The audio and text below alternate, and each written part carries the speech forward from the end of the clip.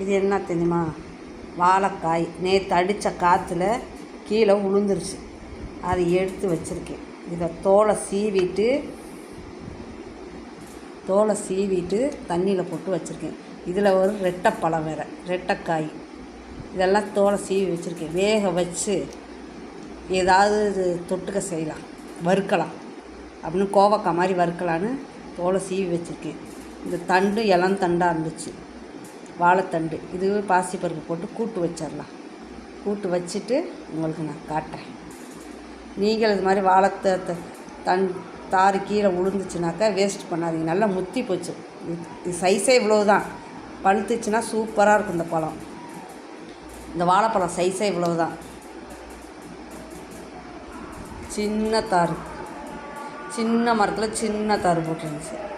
சரி, வேஸ்ட் ஆக்கக்கூடாதுல்ல, தண்ணி ஊற்றி வளர்த்ததில்ல, அதனால் ஒரு யூஸ் பண்ணலாம், ஒரு தொட்டுக்களுக்கு ஆகும். நேராக கோடு போட்டுக்கணும். கோடு போட்டு வச்சுருக்கேன். இப்படி நேராக கீறி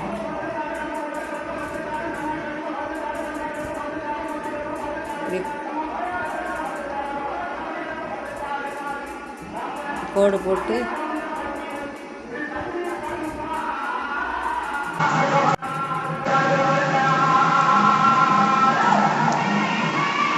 நேராக கீறிக்கணும். மசாலா தடையாச்சு.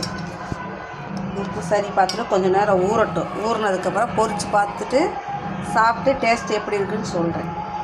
உங்களுக்கு இந்த வாழைக்காய் பொரிக்கிறது பிடிச்சிருந்துச்சுன்னா ஷேர் பண்ணுங்கள், கமெண்ட் பண்ணுங்கள், சப்ஸ்கிரைப் பண்ணுங்கள். யாருமே சப்ஸ்கிரைப் பண்ண மாட்டேங்கிறீங்க. என்னை பார்த்தா உங்களுக்கு பாவமாக தெரியலையா?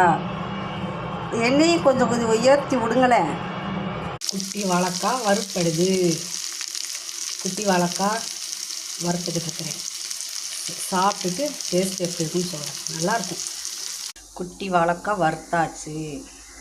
இப்போ சாப்பிட்டு பார்க்கலாம் எப்படி இருக்குன்னு. செம்ம சூப்பராக இருக்குது. நீங்களும் இது மாதிரியும் குட்டி வாழைக்காயெல்லாம் வீணாக்கிறாமல் வறுத்து சாப்பிடுங்க. ரொம்ப நல்லாயிருக்கு.